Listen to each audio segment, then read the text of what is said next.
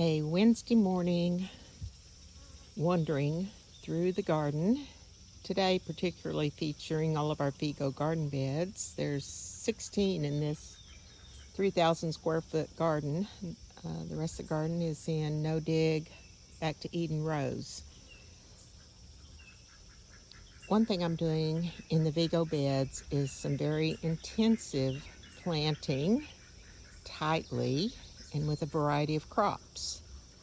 So in this first bed right here, we've got alyssum, basil, green beans, peppers, zinnia, a fava bean, and a Texas star hibiscus. I have two more beds in here in what I call my greenhouse. In the winter months, we drop these fiberglass vinyl cloths are dropped around the sides and worked really well last year for the first time. And in here we've got some more tomatoes growing. We're going to see how they'll do during the heat of the summer this year. But interplanted with them when they were put in here is cabbage, thyme, spinach, more basil. There's some snow peas there I'm allowing to go to seed. Over here we had dill. We've got a couple more tomatoes, some bell pepper plant, parsley that I'm actually allowing to go ahead and bloom and go to seed along with that dill back there. We'll collect the seeds. And ginger, which I kept in the ground all winter long. And it's always late to come out, but there it is. It's sprouting up right now. So we'll have a really great ginger crop by autumn this year. Out here in these beds, there's thyme and beans, and there was onions in here early on. We have over here, we've got more beans. We have the perennial onions, zinnias, nasturtiums throughout this bed. Over here, you'll see a lot of strawberries. Most of my beds have a layer of strawberry plants about midway when I filled them hugelkultur style.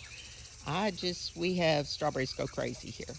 So I went ahead and I just laid out strawberries on top as a green manure crop and then began layering back in the hugelkultur method. And a few even sprout back up, and I allow them to go ahead and grow and here along the edges, kind of as a living mulch through the summer.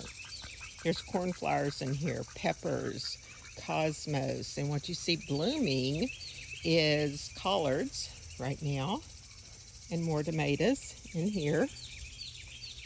This bed is featured with beans. There's a rose actually down there in the center, and white pettypan scallop squash through here. Love this bed. This is cilantro, which is now bolted and is in full bloom, and it is such an important plant in your vegetable garden for bringing in natives. Right now it's currently being worked by some native bees that literally are no more than a 1/4 inch in size. There's also a rose and some beans on the back side of it. Over here is more pettypan squash and several varieties of peppers. And there's a duck who managed to get into the garden. He did this yesterday and he's done it again today. Somehow he's squeezing through that fence because he's just sure it's better over here on this side. You'll notice I've got a lot of perennials here along the side. We start off with daffodils and iris, and now we're into lilies are up right now. And then self-seeding everywhere is zinnias and cosmos and verbenas. And this year I just decided I'm not going to even worry about getting them out of the pathways. I'm just going to cut and enjoy them as they're blooming. And we'll let them self-seed again this year. We even have some wild native, I don't know that they're native. I just call them wild Texas petunias. They absolutely come back every single year. They start growing in January. They start emerging from seed wherever it drops, and they will be in all shades of lavenders, pinks, and whites. There are nasturtiums and a rose in this bed.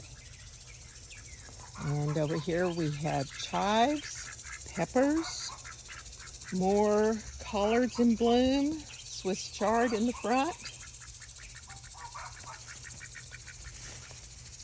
Here, this bed is kind of played out. It was full of fava beans, and now we're down to celery in here. There's some eggplants in the center, which will fill in really well, and a couple more peppers at the end. There's some more of those beautiful petunias that self-seed. Over here, that is a Kodiak mustard that has gone to bloom. It is absolutely adored by my honeybees, and we get a lot of comments about how our honey has the most flavor most people have eaten, as far as they said, we just taste flowers when we eat your honey. This is a new asparagus bed and interplanted in it right now. It was just, the asparagus crowns just went in back in February. So there's some Swiss chard in here. There's a lot of basil, which has self-sown throughout this area of the garden. Last year I let the basils go ahead and seed and bloom, because again, it's something the honeybees absolutely adore, is the basil when it's in bloom. So those are right there. You see a lot of little basil babies coming up.